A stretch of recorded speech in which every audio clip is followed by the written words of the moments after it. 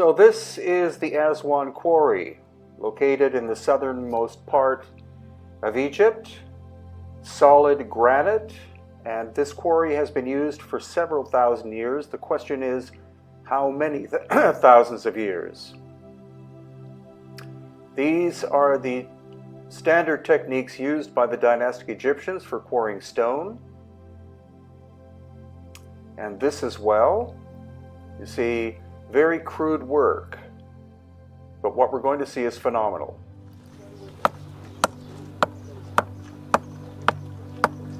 Give me about an hour, I'll have my obelisk ready. Harder!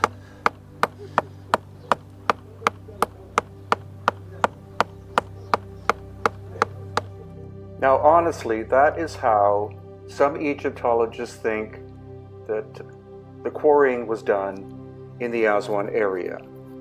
What we do find are these mysterious scoop marks, and what technology this was is still unknown, but it's clearly an example of lost ancient technology as compared again to the simple method used by the dynastic Egyptians of putting wedges in. So here we see side by side. On the right you see the Egyptian technique, on the left lost ancient high technology technique. So it's been described as scooping, but was it some kind of abrasive machine at work? Or something even more bizarre than that? Possibly a mechanism that emitted an energy field of some kind, destabilizing the quartz in the granite and causing the granite to turn into sand. Now here we're looking into the actual trough area of the 1,200 ton obelisk that was never completed. 1,200 tons. And here we get another visual look of the obelisk in its entirety, never completed. It's as if work suddenly stopped on this massive project. And again, these intriguing, even so-called scoop marks that we see in many different areas of the quarry, but especially where the unfinished giant obelisk is. Here you see the trough on the right side, and then here you see the trough on the left side, again with these very interesting even indentations. And this is called a test pit that goes down several feet. A human being could barely fit inside there, let alone try to work the surfaces. And again, these very intriguing, even marks and the complexity of the Aswan quarry itself. So let's see how the people with hand tools are now making progress.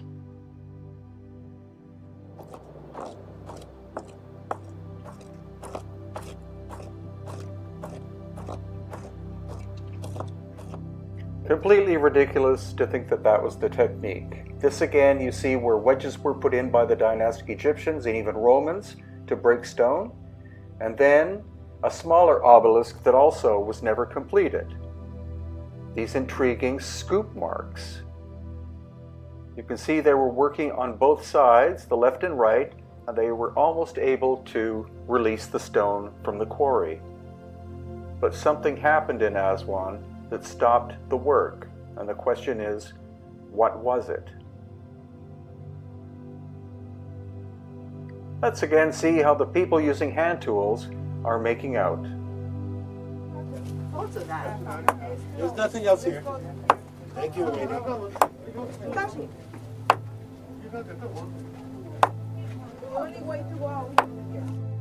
There could be no question but that there was a very advanced technological civilization in ancient Egypt before the pharaohs. The reason this obelisk was not finished could have been the presence of this crack that appeared. And so, we're hopeful that in April of 2019 you'll be able to join us and see these amazing sights for yourself, because being there is completely different than simply watching a video. which is kind of obvious, but that is the case. And this is the interior of the Great Egyptian Museum in Cairo. Now, Jason here, who was on our recent tour in March 2018, is inspecting this giant granite unfinished box.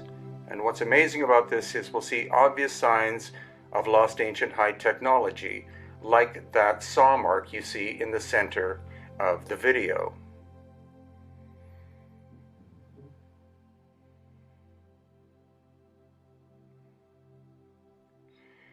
Now, I think on purpose, they pushed this unfinished box against a wall so that you wouldn't inspect these amazing saw marks. But what we see are two circular saws working, one on top, one on the bottom, obviously powered by some kind of machine, and rapidly cutting through this granite, which is 7 out of 10 on the hardness scale, with diamond being 10.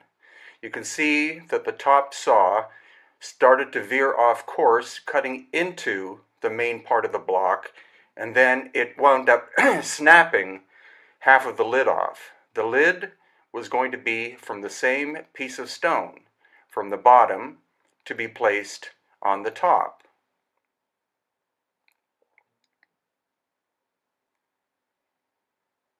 And now, right next to it, we see another granite box.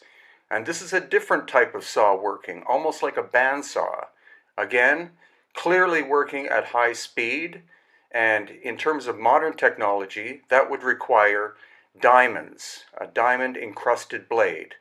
Such a thing did not exist during dynastic times, so we have to consider the idea that these saw marks are from a much older civilization that had lost ancient high technology.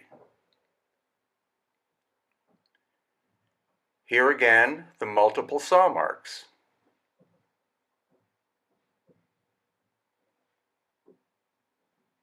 And then somewhat nearby is this basalt box. And what you can tell from here, again, is that the box itself had to have been made using advanced technology.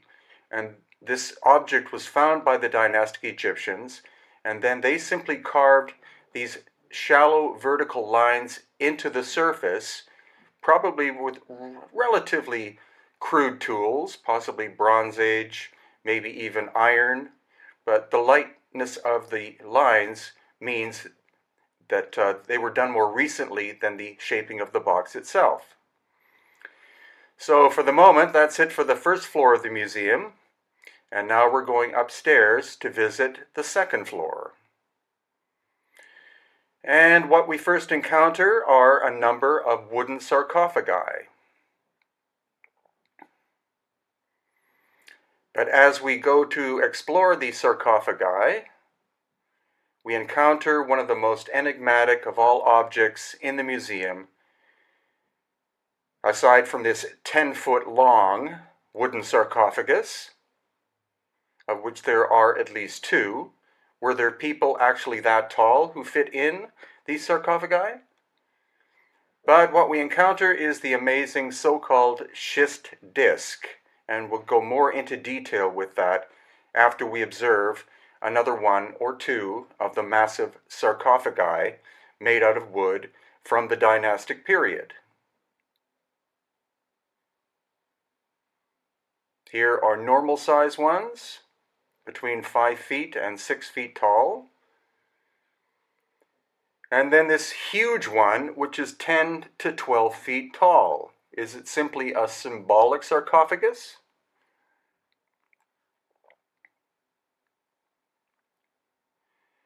So back to the so-called schist disc. It's called a schist disc because the archaeologists believe that it was made out of a stone called schist, but our geologist, Susan Moore, who is an expert, of course, on stone, believes that it's actually metamorphosed clay of some kind. That would mean that it would be very, very dense, and also would be able to resonate. So this object, whatever it was, clearly rotated But the strange thing is that the fins, three of them that you see there, don't angle. So it isn't apparent whether it was pulling or pushing air or water. Maybe it was simply made to set up some kind of vibration.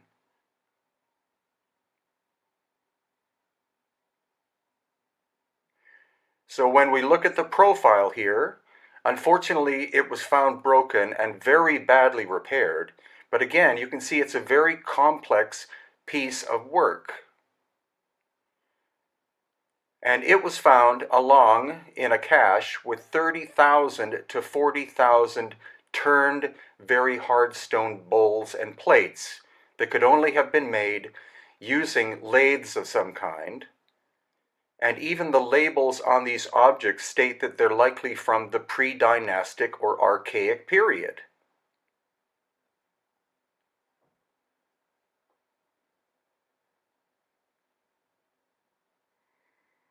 So here's an approach again to the so-called schist disk.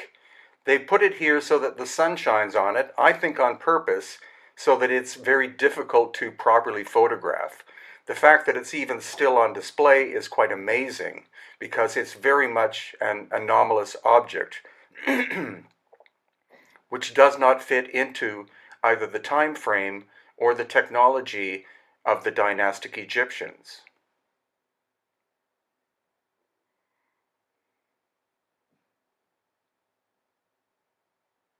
And here are some of the turned objects. These, again, are likely quite hard stone, and you can see they're perfectly bilaterally symmetrical, so they would have had to have been made on lathes.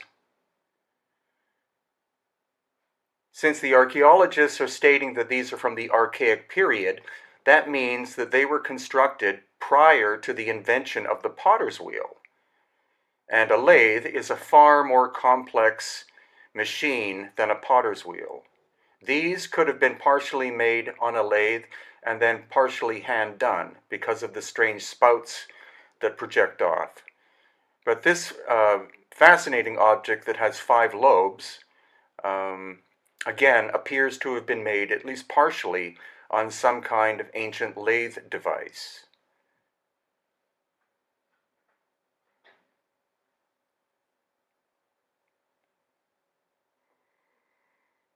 And these are very hard granite, syenite, and diorite bowls and other vessels that could only have been made, again, on a lathe of some kind. Now, the idea that the lathes were operated by foot or hand are quite ridiculous because in order to properly shape something like this, you have to have relatively high speed. So that means some kind of motor or engine would be involved. And those did not exist during the dynastic time period. And once again, many more of these objects. There are approximately 50 on display, but again, the cache that was found at Saqqara, the number of objects found was between 30,000 and 40,000. Many of them were found damaged or broken, and others unfinished.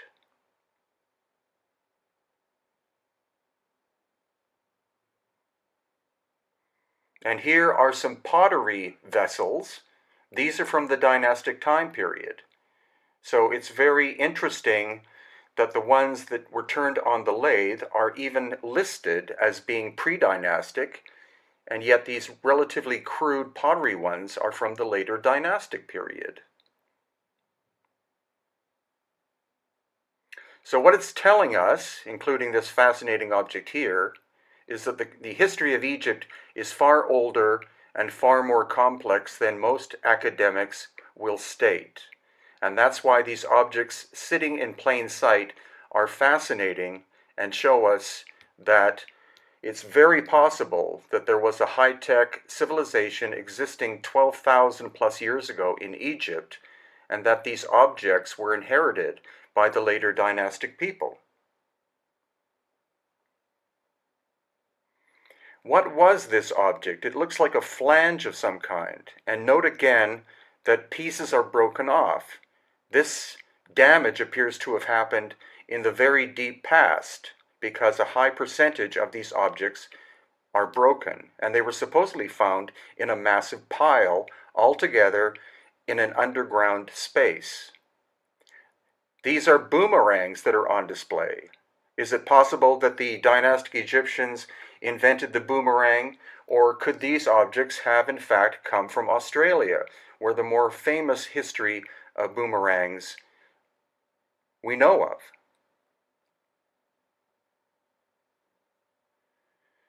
And then this very strange object. It's apparently made out of very hard granite once again, and the tool marks that we see where these circles are appear to be machine marks. What it's used, or what it was used during dynastic times for, I don't know, but again, it seems to be an object that was inherited by the dynastic Egyptians. Notice the strange burn marks on it. The burn marks could very well have come from a cataclysm that occurred globally about 12,000 years ago. It not only affected sites in Egypt, but we see ample evidence in Peru, Bolivia, and other locations that have megalithic structures. And why is it that all of the large granite boxes appear to have significant damage, especially in the corners? And now, this other object on the first floor has obvious tube drill holes. Again, this is granite containing quartz crystal. In order to be able to produce a drill that could cut through this, you need to have at least diamond level technology. And now we're in what's called the Amarna section, which is where we find the collection of statues and other works of Akhenaten, who personally is my favorite of the pharaohs. Here he is portrayed as being androgynous, possibly. It is believed by some experts on Akhenaten that he physically did look different from the average human being, and he simply told his artisans, "Portray me as I am." That shows that he had a high level of personal confidence. And here we have a classic portrayal of the Aten sun god with Akhenaten with possibly an elongated head. And there's Nefertiti on the left.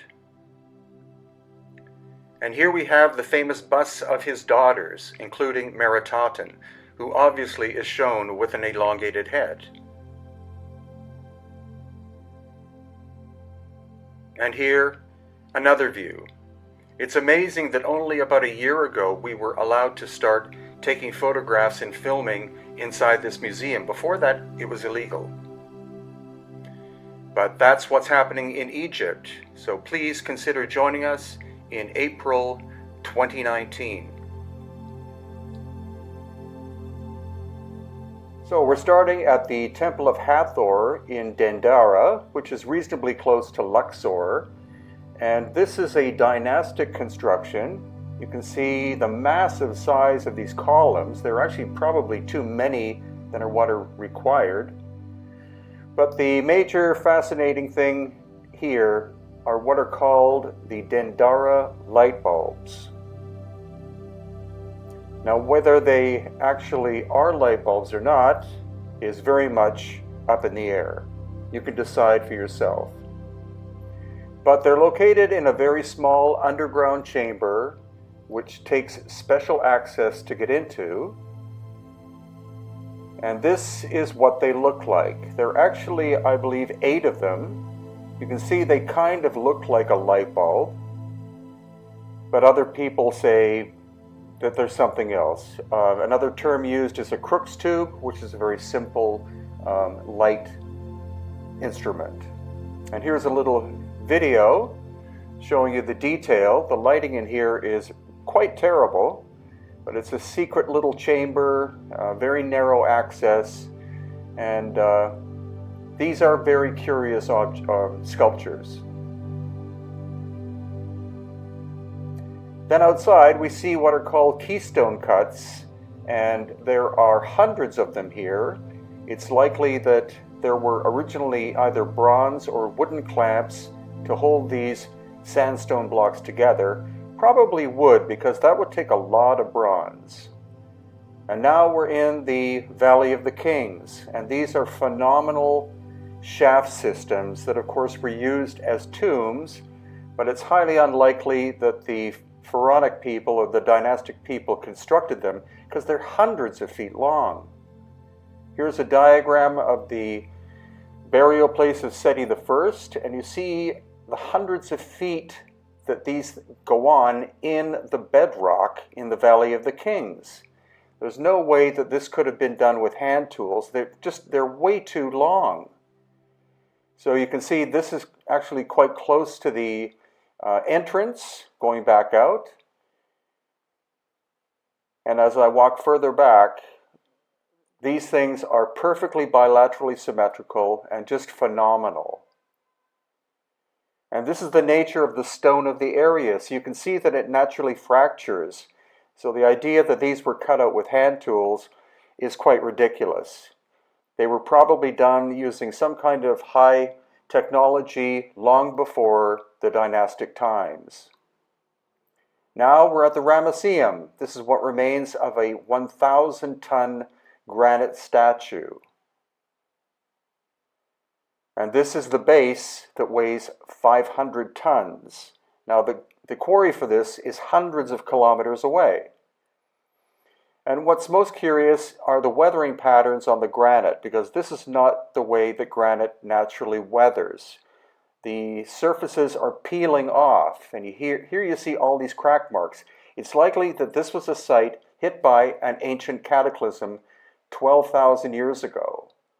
Now this is the dynastic aspect, these columns with the giant sculpture in the background.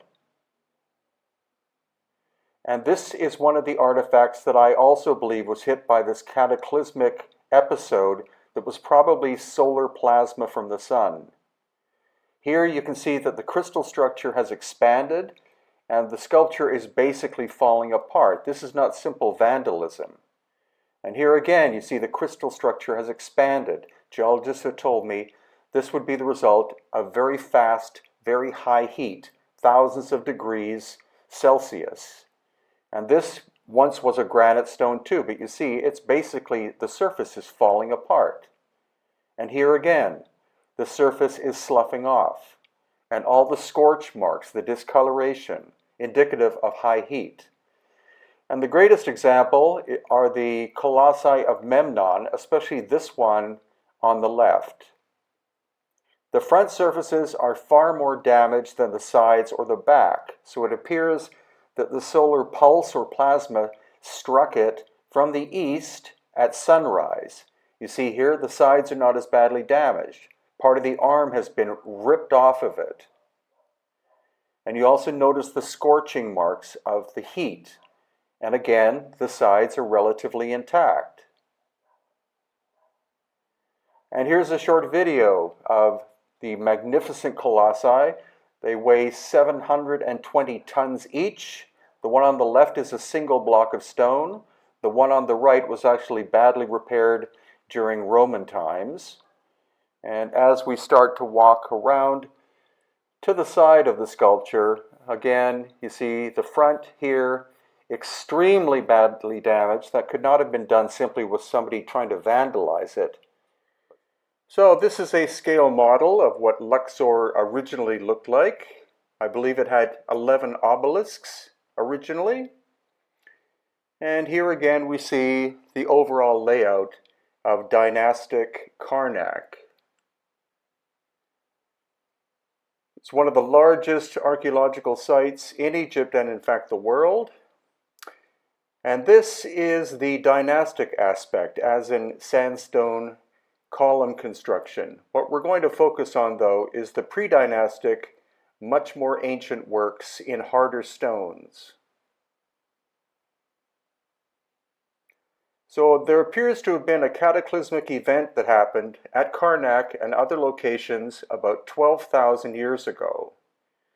And in the case of Karnak, The path of destruction seems to have been solar plasma that went right down this route that I'm walking. Interestingly, it's 23.5 degrees off east-west, so the planet might have been in a different axis at that time. And what we're looking at is major destruction to the hard stone surfaces, such as granite and basalt. This groove is a power saw mark of some kind, indicating lost ancient high technology in the past. And here we get to have another look at it. Perfectly even. And also these core drill holes that we find not only at Karnak, but also other sites such as Abu Sir. And you can see this core drill is massive in size, very industrial, very ancient. And then we also see the granite surfaces here have basically been burnt off. This is not destruction by some tribal people. This is some kind of cataclysmic solar plasma, according to the theory of people such as Dr. Robert Schoch. And here again we see another example of it. The upper part of that column was in good shape, but the lower section is basically burnt off.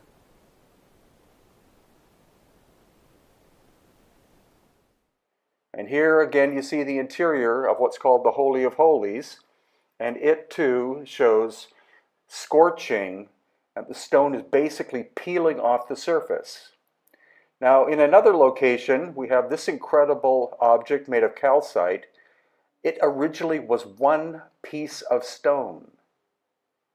That's the absolute truth. It was originally one piece of stone. It's been badly repaired in more recent times, but no one has any idea where the quarry for this stone is located.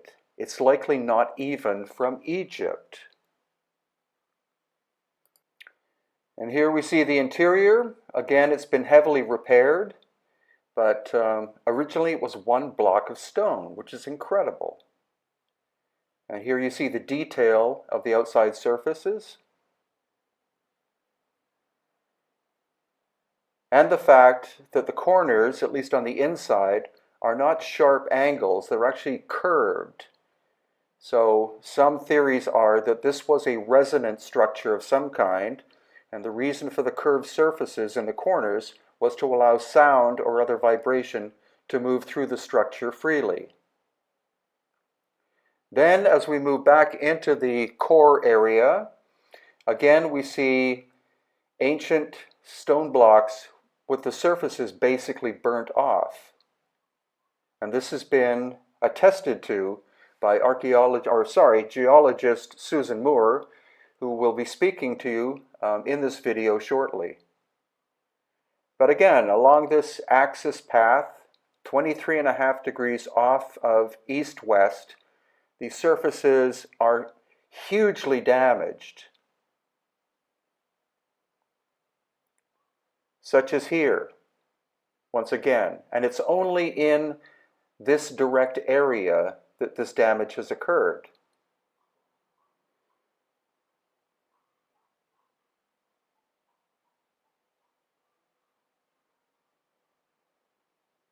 So looking up, you can see that the affected area is from the surface up about 50 feet. The obelisk surfaces above that are still intact, but the lower surfaces have been affected, especially the eastern side. Eastern side affected much more than the other surfaces, so the force came from the east.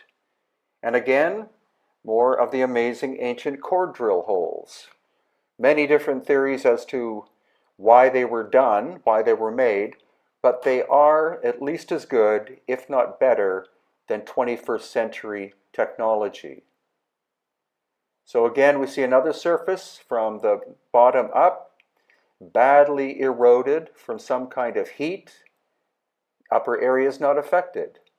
And then as we continue along the path, going outside, still moving along this 23.5 degrees off east-west axis. Again, you see the surfaces of the stone are weathered beyond that of normal, typical weathering by heat, or sorry, by sun and rain, etc., but by some enormous force. So once again, this is not the normal way that granite, for example, erodes. And then we also have surfaces of calcite. So the enormous heat of this plasma strike affected the stones in different ways. Calcite, it broke it into several pieces, and you can see the surface there on the right has sloughed off, maybe because of crystal expansion inside. And then we also see two more of these curious ancient core drill holes. But why just take my opinion? Let's listen to geologist Susan Moore and Patricia Awian. Okay, we're here with geologist Susan Moore, and Susan is going to describe the phenomenon that happened to this stone, which is a granite-like stone, I believe. These stones in this little area, they've been puzzlement to us for numerous years. We keep trying to figure out what went wrong with these, why they're like it. And if you could look at the rock here, you can see that the inner portion of the rock is a coarser crystalline size, and the outer side seems to have a finer crystalline crust. This is a fairly wide crust, this is a narrower crust. We just don't know why it's doing this. We actually see the same thing in a door pillar over here. And, unless we could analyze these things, we're probably never going to know. But what it looks like to me, and this is just sheer speculation, is that the inner portion of this has recrystallized, and as it cooled, the outer portion of it cooled down quicker and made this finer grain crust. Okay, and that would likely be the result of intense heat. Intense heat. Okay, we've been coming here since the first time we started exploring this temple on our own, and the keepers would bring us in here and say, this is the real Holy of Holies. And the first thing we noticed is the destruction of this particular granite, or is it? It's a diorite. I'm sorry, Diorite. yeah. This particular rock, you can see its destruction, the destruction's from the inside out. And what is, what would cause something like that? So our theory was it was the energy of the site. But as we move in our research and our learning, we think about all the different possibilities.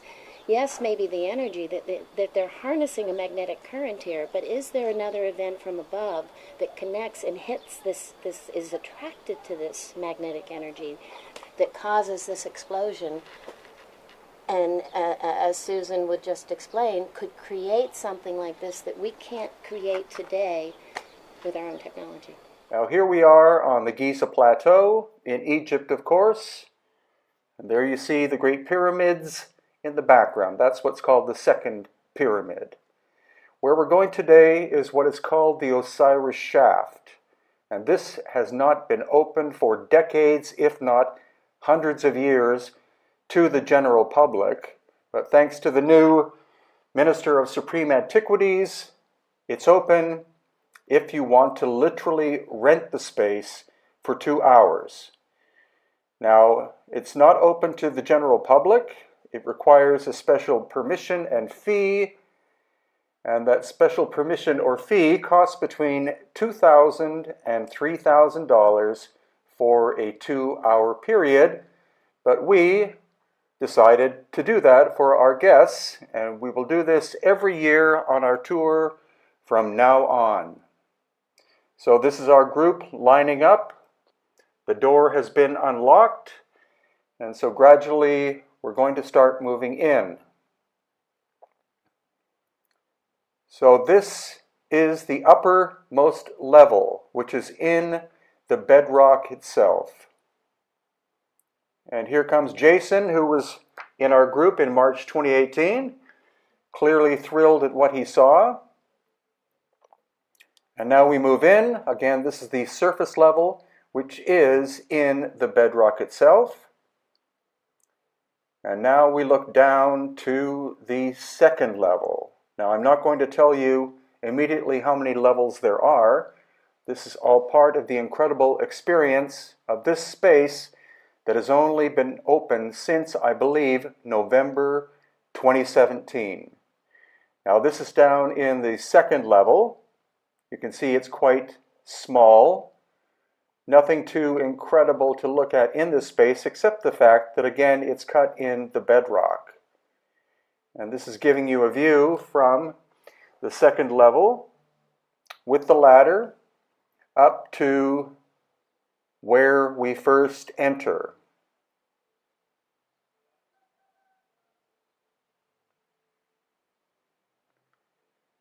So this is about 12 of us out of a total of 30 getting ready to go down into the next level. But of course, because of the nature of the space, only a certain number could go down at a time. But this is looking down into what is the next level of the Osiris shaft.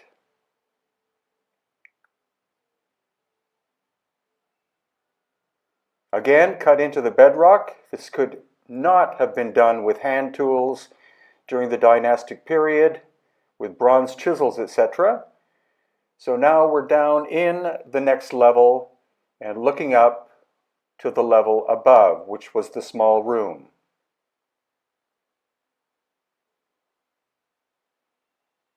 You can see the ladder on the right is very rickety, but a newer one was installed, which is on the left-hand side, and it is quite a safe experience to go down. And now looking into this room, there are 6 niches, and in 2 of the niches are large stone boxes. You can see the tool marks here in the wall. The lighting isn't that great, so flashlights, of course, were required. And then, again, this is one of these stone boxes you can see on the left. Very mysterious. So this is moving into one of the niches. Again, 4 of them are empty.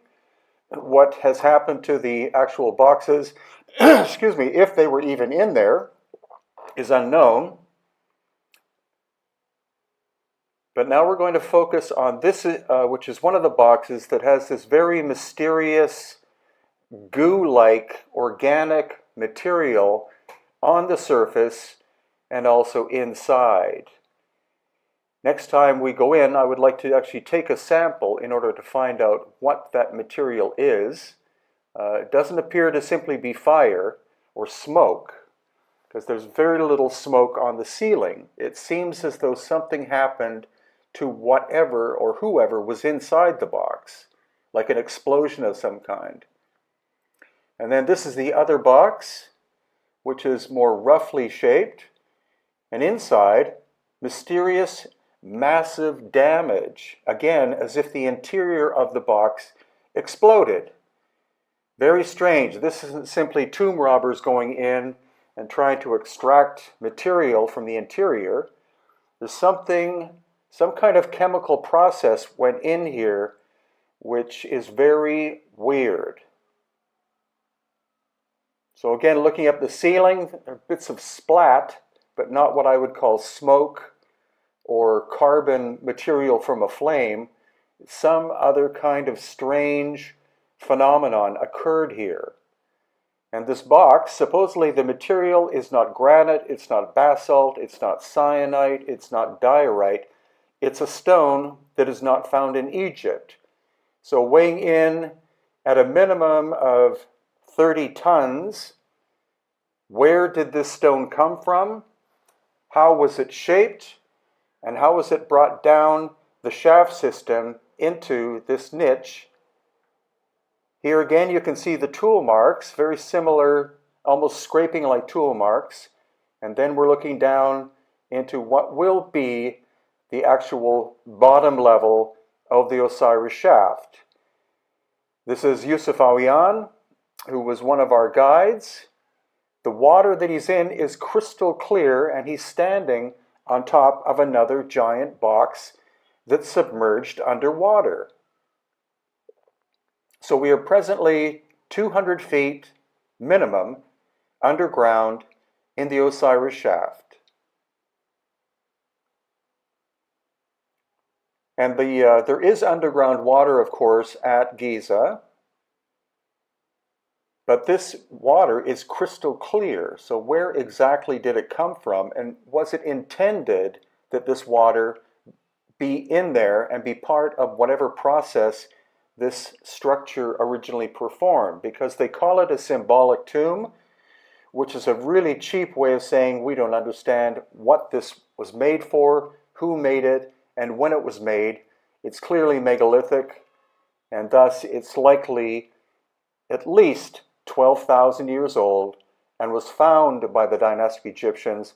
They did not construct this, because this possibly could be beyond 21st century technology that was involved, which we see also at other places in ancient Egypt. The clear signs of lost ancient high technology that was present long before the time of the pharaonic people. I believe the stone is called dacite. I might be wrong. That would be D-A-C-I-T-E. Interestingly, inside this niche is a recessed area where a human-sized sarcophagus could have once been. That could have been an actual dynastic burial, but the other two boxes and the ones submerged underwater were beyond the technological capability of the dynastic Egyptians, and thus has to be much, much older.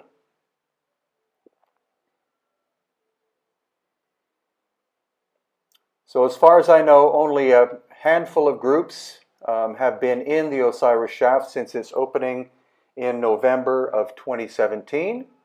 You can rent the space if you want.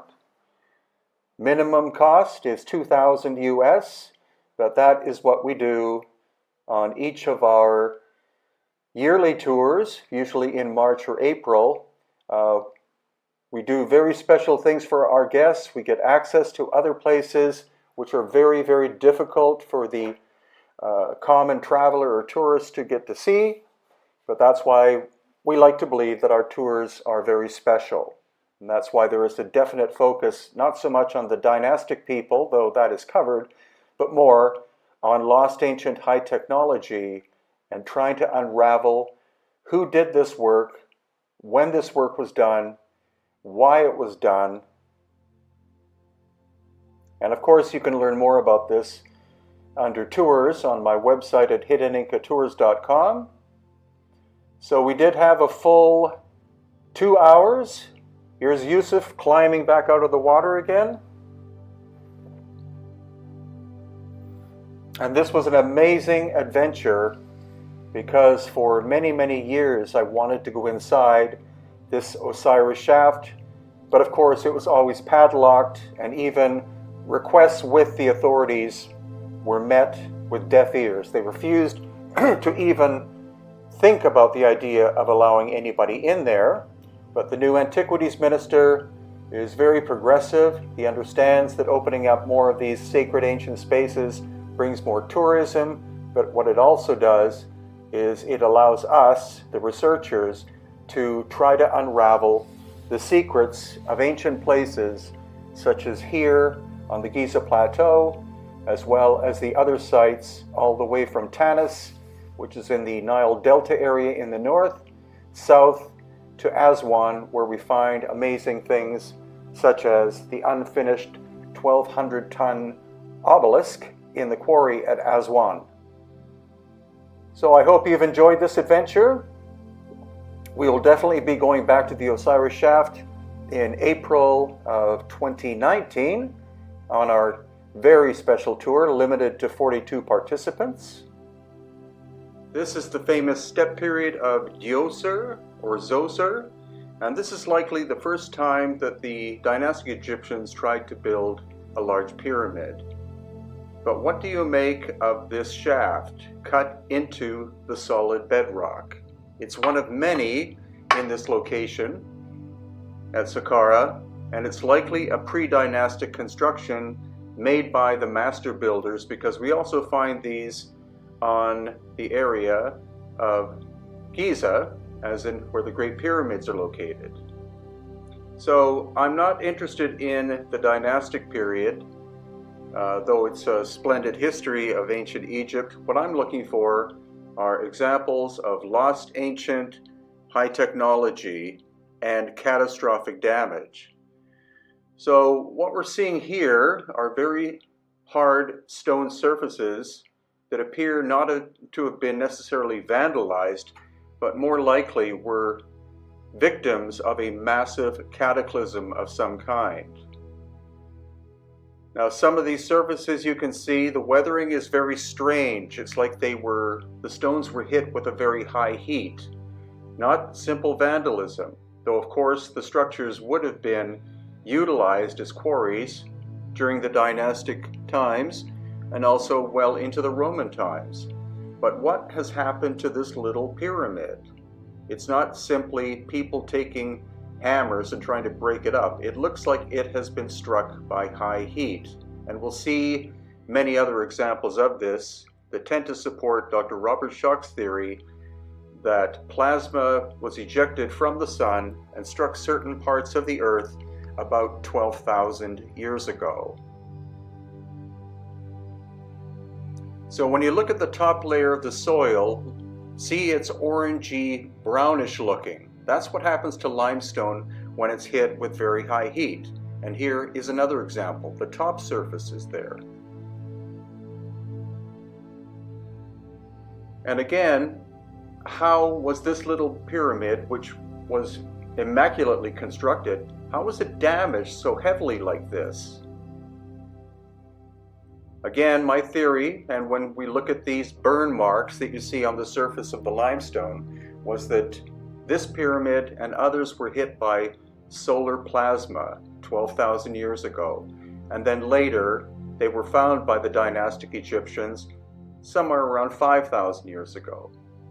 So let's go inside the pyramid here, the pyramid of Unas. Unas was a pharaoh. He was quite possibly buried in this pyramid, but he and his people did not construct it. The walls in this case appear to be granite on the left and right sides, and the lid, or ceiling, and that granite would have been brought from at least 500 miles away from the quarries at Aswan. And here again, the walls appear to be granite. If this was used for strength, that is a possibility. However, it may have been used for energetic purposes, which is something I get into in other videos that I've done about Egypt. And now we're going to go into the back recess underground here at the Unas Pyramid and have a look at this really intriguing box that some people would say is a sarcophagus, but the stone is very fine, tight-grained granite. And again, the box would have had to have been transported from Aswan, which is more than 500 miles away. And it appears that the lid was supposed to hermetically seal the box. Now, for most of their time, the dynastic people only had Bronze Age level technology, so there's no way that they were able to shape this box with such finesse. So this Unas Pyramid has been recently opened up for us to explore. We were there in March of 2018, and now we're going to climb back outside of it and explore more of the Saqqara area. So once again, the Djoser Pyramid or Zoser Pyramid, and this could be a construction done by the dynastic people because you see it's relatively small stones that are stacked on top of each other. But I wonder where those staircases go. They appear to go underground somewhere. Maybe they connect with the ancient tunnel system, which is spoken of not only here, but also throughout the Giza Plateau area, which is immense. It's not just the area where you find the Great Pyramids, but it includes places like Saqqara, Abu Sir, Abu Rawash, etc.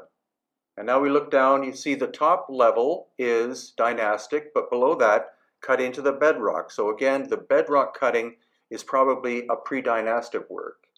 And here we have another look at that. You see, stacked stone on top of cutting into the bedrock itself.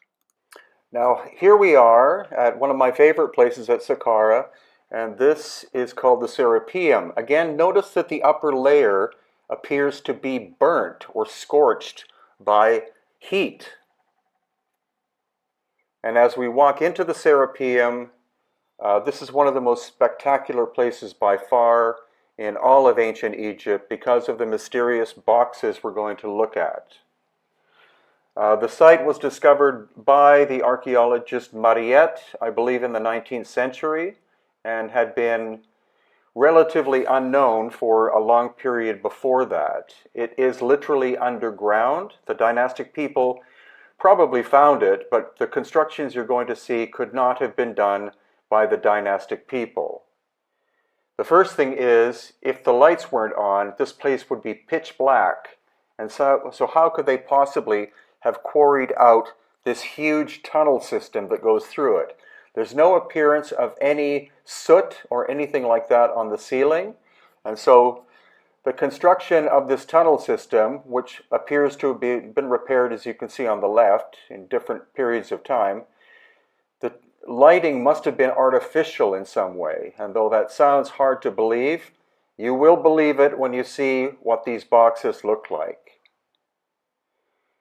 It appears in some ways that the Serapeum is a climate-controlled atmosphere, because every time I've been there, and it's been at least 6 times so far, it's always about 70 degrees Fahrenheit or approximately 20 degrees Celsius, which is a very pleasant temperature. It's not like something like the interior of the King's Chamber in the Great Pyramid, which is very, very warm. So the coolness, of course, is because it's subterranean, but the question is, what are these immense objects that we're about to see? How were they created? What were they possibly used for? And why, when Mariette discovered them, were all of the lids except one pried open? Very mysterious place. So the lid of this box weighs 30 tons, and the box itself weighs 70 tons. So that's 100 tons, and you can see the highly polished surfaces with the really crappy hieroglyphics done. Conventional academics insist that the shaping of the box and the hieroglyphics are contemporary with one another, but that is completely ridiculous. It's quite obvious that the dynastic people found these boxes in situ, and in some cases decided to carve hieroglyphics in some of them. Again, the stone likely came either from the eastern desert or from Aswan. Also, these recesses you can see in the walls are larger than the length of the lid of the box. So that means that the indentations were likely made so that the tops, 30 tons apiece, could swivel open. And again, the surfaces beautifully polished. The lid fits on so tightly that it would hermetically seal the box. There's no way a Bronze Age culture could have possibly done this work. Though the hieroglyphics, of course, they very much could have done.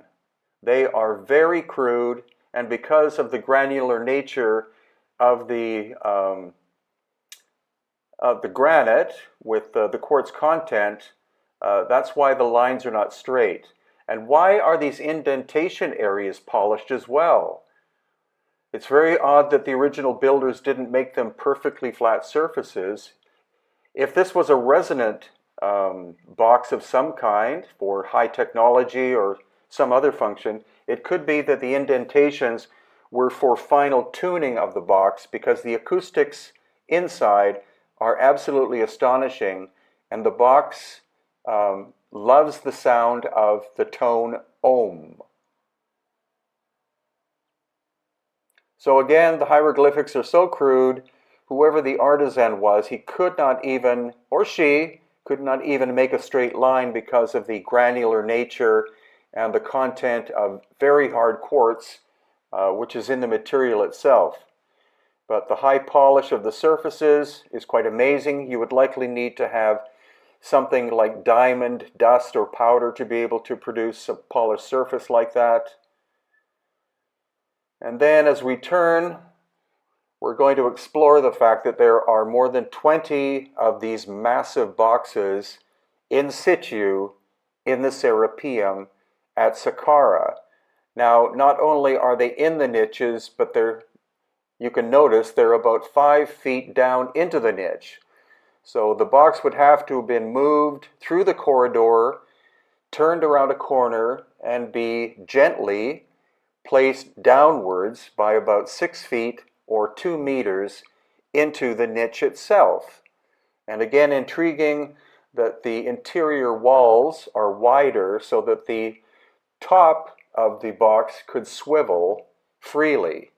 But how are you going to move a 30-ton lid by hand in such a narrow space?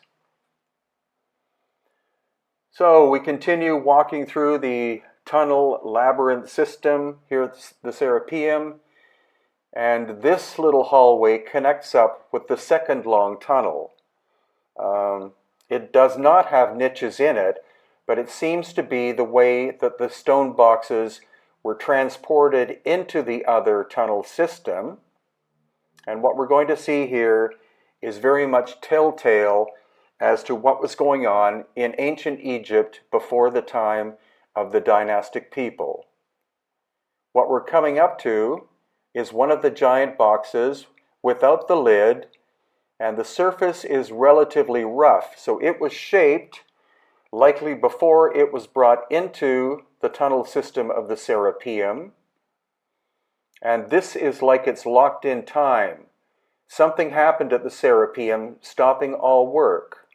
Once again, there's no soot or anything like that on the ceilings, and so candles or torches or whatever would not have been used in the fabrication of the tunnels or the movements of the boxes themselves. So artificial lighting of some kind would have to have been used, and this goes along with the fact that these boxes had to have been made utilizing high levels of very advanced technology, in some cases technology beyond our capacity today. So as we walk past the unfinished box that likely would have been finished once it was very close to its niche, we see in the background the lid that was to accompany the box.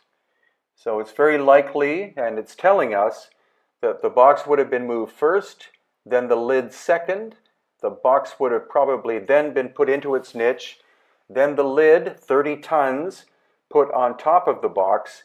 But how was the polishing done to make such a beautiful seal? And then we have this other orphaned lid here, and we're going to go back into the main tunnel to see where its companion box might be located.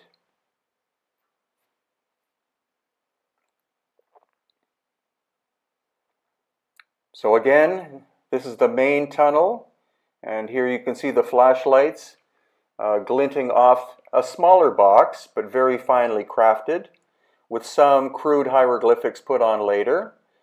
This is the companion box for that monstrous lid that we saw just previously. You can see it wasn't finally finished, so the finishing would have to have been done in the niche itself. And Saqqara is a massive, massive site, and so there are other underground structures that we visited. Not as impressive as the Serapeum, but still, if you're going to spend the entire day at Saqqara, then it's well worth to make efficient use of your time. So in the case of climbing into this little tunnel, which again appears to be lined with granite, then you literally have to get on your hands and knees and crawl. There's a lot of dust and ground up limestone on the floor, and so you'll definitely have to wash your clothes after this little adventure. But that's what visiting ancient Egypt, especially with us, is all about. It's seeing as much as possible and focusing on the most mysterious ancient constructions that could not have been achieved by the dynastic Egyptians, telling us that standard history is very short-sighted and that there are thousands of years of time in ancient Egypt that are not documented properly by standard academia. Now, this box appears to be made of limestone, which could have been achieved, possibly, by the dynastic people with their bronze tools. But what are the strange scorch marks that we see on the stone, just like we saw on the surface with the little pyramid of Unis? So where will the... Now, this is what is called the Valley Temple. That's its common name. And you can notice that it's limestone that is excessively weathered and eroded. The external surface has been removed over the course of time to be recycled for other structures, likely in the city of Cairo. But the amount of weathering involved is extremely interesting. And here's a section of the outer wall of granite that is still in situ. Now, geologists have told me that the amount of weathering on the limestone surfaces above is far more than one would expect from wind and rain and sand and sun over the course of, say, 2,000 years. Luckily, this section that you saw there of the outer granite core is still in place. But here you're looking at megalithic-sized stones, obviously. The granite outer facing was brought from, most likely, the Aswan Quarry, which is about 500 miles to the south, or 800 kilometers. And you're looking at serious tonnage here. And all of these stones interlock, or originally interlocked very beautifully without any mortar whatsoever involved. And again, here we are walking along, and this is what's called the Sphinx Temple in front of the Sphinx. And in fact, the Valley Temple and the Sphinx Temple were originally the same structure. And here again are some of the granite outer facing blocks that are still somewhat intact. There you see the Great Pyramid in the background. And again, you're looking at serious tonnage here in terms of the limestone core. Blocks weighing 10, 20, perhaps 40 tons. The weathering is extreme, and we believe that this structure is contemporary with the structure of the Sphinx, meaning that it is 12,000 plus years old, and this is based on what geologists, more than 200 from around the world, tell us, based upon the weathering patterns. So this is inside the so-called Valley Temple. Notice the amount of erosion on the bottom of this pillar as compared to higher up, which we will see in other video clips. You can see the bottom half, roughly, seems to be heavily weathered. That may very well have been water. And here you see the interfacing granite stones that originally were very tightly fitting together. Again, the granite all came most likely from the Aswan Quarry in Aswan itself, in the very southern part of Egypt. Again, notice the weathering on the lower section. And here, again, we're still inside the Valley Temple. You see how the blocks interlock almost perfectly.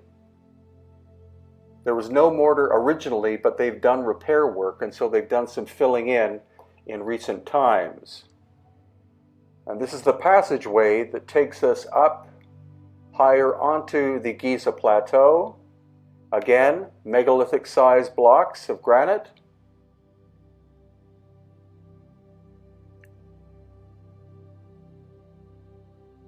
And geologists have told us that the amount of weathering here is much more excessive than would be under normal conditions over the course of, say, 2,000 years. So once we're outside, there's the second pyramid on the left, and of course the Great Sphinx. And we're going to go into some detail as regards the weathering patterns on the Sphinx. But this is a walk back around the outside of the Valley Temple. Again, the exposed limestone surfaces, some of the external granite that was covering the outside and the inside.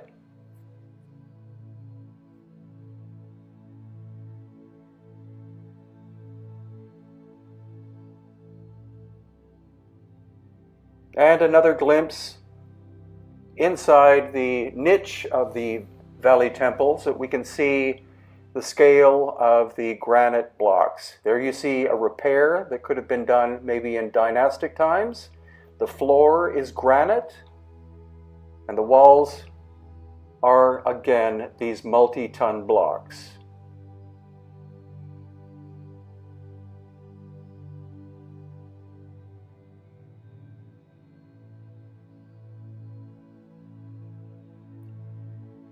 So we go back outside and then turn to the left to have a look at the exterior of the Valley Temple that basically interlocks with what's called the Sphinx Temple. So they were originally one homogeneous structure. Now these massive limestone blocks were taken out of what's called the Sphinx enclosure. So whoever made the Sphinx cut out these multi-ton blocks in order to shape the Sphinx enclosure and shape the Sphinx itself. Each block was taken out, of course, individually and then locked into the one that had been taken out prior. And these vertical weathering lines are the indications of precipitation, and precipitation on such a scale has not been seen in this part of Egypt, geologists tell us, for at least 12,000 years.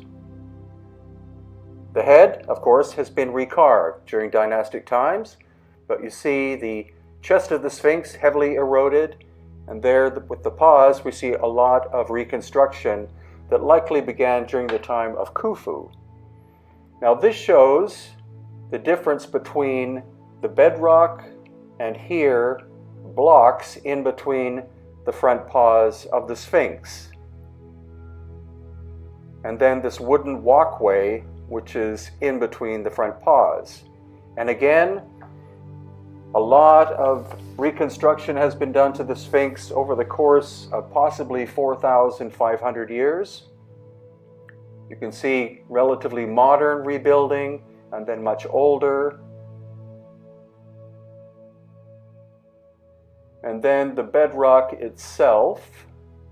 But you see that this is one of the back paws, and it clearly has been reconstructed in relatively recent times as compared to the weathering of the Sphinx enclosure. Again, major emphasis on the vertical weathering, because that indicates precipitation. And if you didn't know, there is an entrance near the very back end of the Sphinx. There is a ladder inside, so there could be a labyrinth of shafts and tunnels under the Sphinx and the entire Giza Plateau. Once again, the vertical water weathering and the excessive and extreme erosion that we find at the Sphinx. Different layers are different hardnesses, so the softer layers were carved out much more rapidly than the harder layers. You see the undulating lines. And this shows you the extent of the Sphinx enclosure itself, that the Sphinx was carved out of the bedrock itself.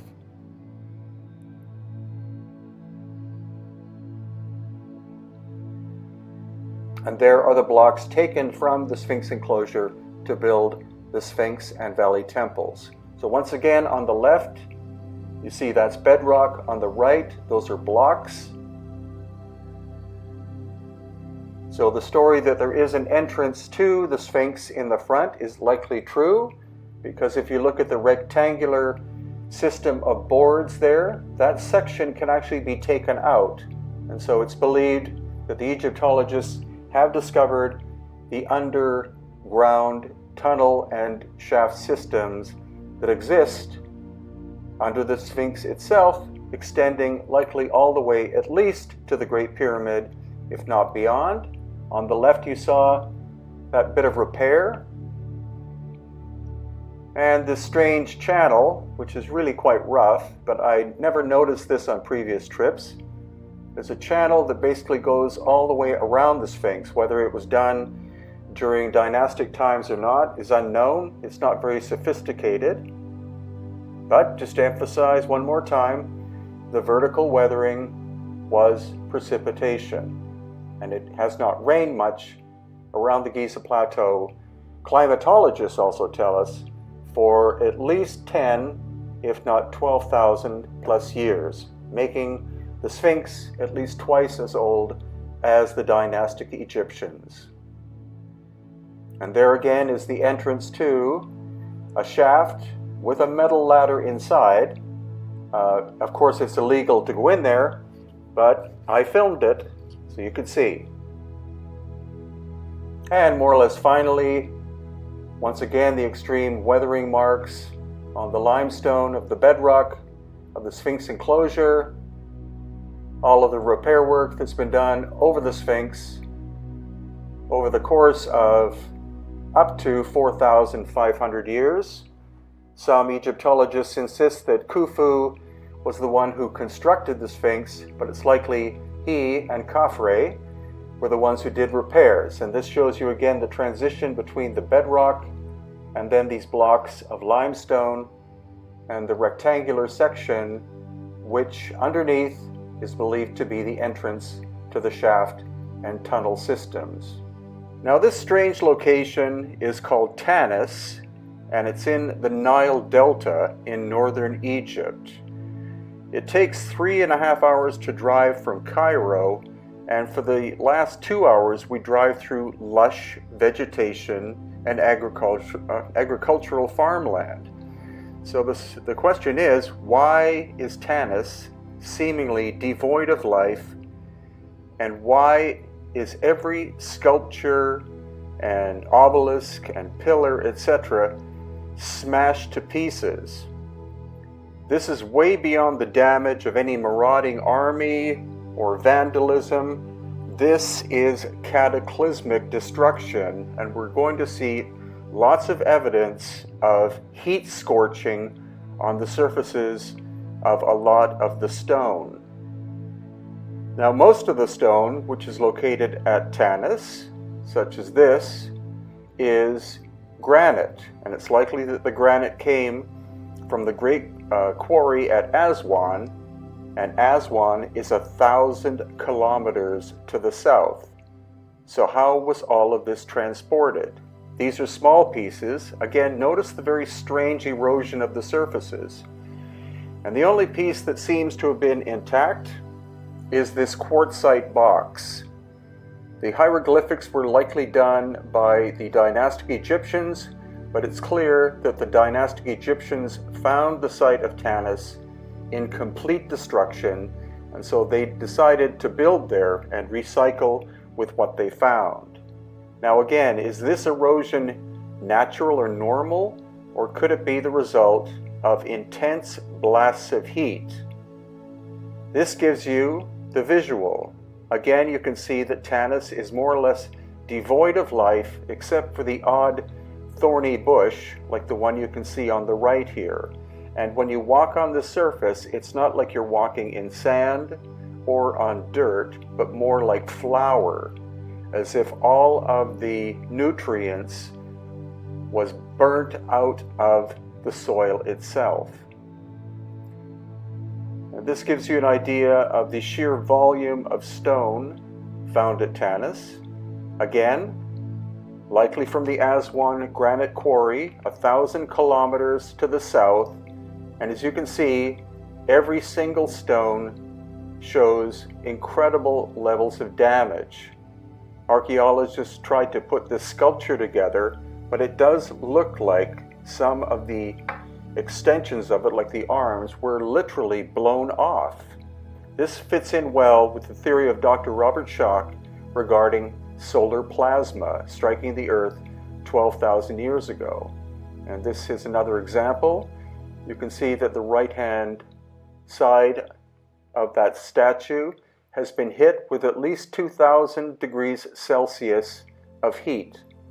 Now, all of this stone was found by archaeologists in the 19th century underground. They had to dig down 10 to 20 feet in order to find Tanis. And here you can see that this wall section, in fact, was probably rebuilt by the dynastic Egyptians, possibly 2 or 3 or 4,000 years ago. And look at that slab of granite on the left where Irene is standing. Massive.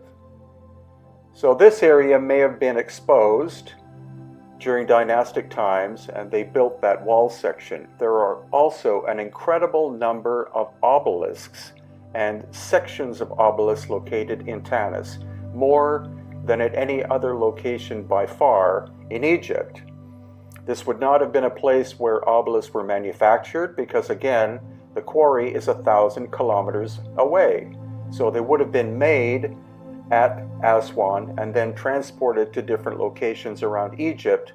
But also what we know is that the obelisks themselves are megalithic, and they were constructed in pre-dynastic times by a civilization that clearly had lost ancient high technology, because the Bronze Age dynastic people could not shape granite surfaces like this. They could etch in hieroglyphics, but they couldn't shape sculptures like this. Now here again, the bottom of the statue, we're seeing intense heat. This has been corroborated by geologists that we've had on location. And again, it looks like sections of that statue were blown off, not struck off. Here's another statue. You see the left-hand side has been melted. These sculptors would have made sure that the stone was very consistent and homogeneous before they started the sculpture, so it's not a flaw in the stone, it's a heat effect that happened to the stone in the very distant past. Again, a massive block of stone, at least 20 tons. Surface erosion is excessive, and just everything is broken on a massive scale.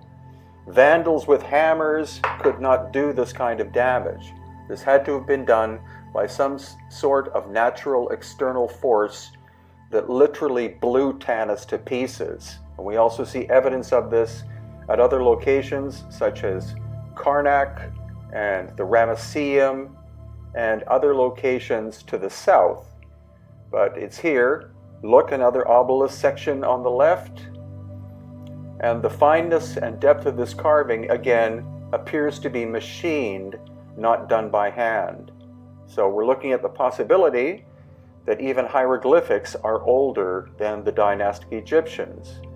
When you look into the background, that is the original level that archaeologists found in this area. So they had to dig down in order to expose all of the stone. Again, look at the blackness on that stone on the right. That appears to be heat. So this is an overview of Tanis, or at least this is what we were allowed to see. It's in the middle of an army/police base, and we were only allowed to see a certain section of it. If I started to wander off and look at other areas, I was immediately told to come back. And so why they're being so secretive here is a very good question. Again, devastating damage. The stone is strewn all over the place. This is not a civilization moving in and taking over and deciding to destroy ancient structures. There's another obelisk you see in the background with Yusuf Awiyan, another obelisk section, and then another obelisk section. There are between 10 and 20, if not more, obelisks that were found in the area, all broken. And again, this surface appears to be machined, not done with chisels. So that is lost ancient high technology evidence. Another section of an obelisk with very deep carving into the granite surface. And of course, the stone has been lined up during the excavation times by the archaeologists. Here you see more sections of obelisks, and the new prevailing theory is that the obelisks were originally made not as standing monuments for the glorification of the ancient Egyptian rulers, but in fact they were part of an energetic system. They were the receivers of energy emitted from the power plants or energy structures that we call the pyramids, located around the Giza Plateau area. There's a perfect circular hole that could have been machined. And then we get to the tomb area.